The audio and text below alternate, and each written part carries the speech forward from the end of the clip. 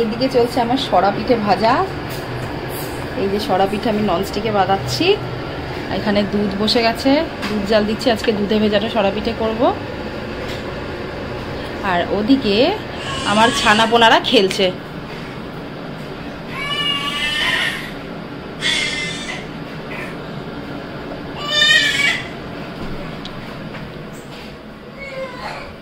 আস্তে একটুখানি জল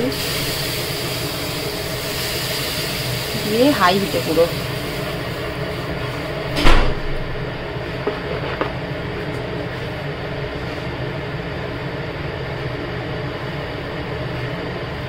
ব্যাটারে দিয়েছি 1 চামচ সুজি আর আতপ চাল সমান পরিমাণ দিয়ে ভালো করে মিক্স করে নিয়েছি।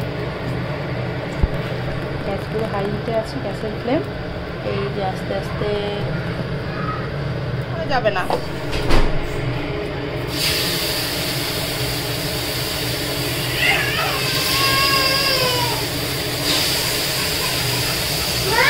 কি আবার ব্যথা পেলো?